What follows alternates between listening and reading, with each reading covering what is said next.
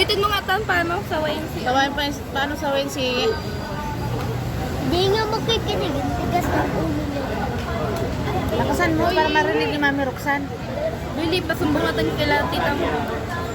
Galitan mo. Ayaw makinig eh. Inaction niya pa kanina para lumunod. Hindi siya mag-ingon.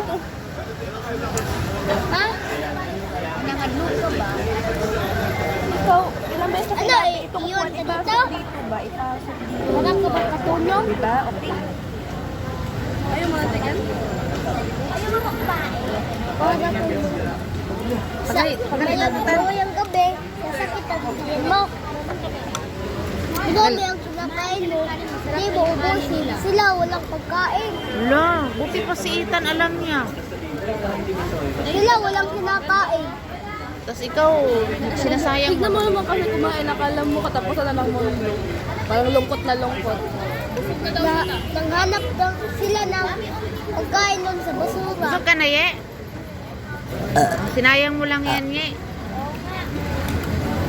Tapos kung kumain ko pang... Wala ka pa busog. Di ba sila? Walang kinakain, hanap silang pagkain sa basura.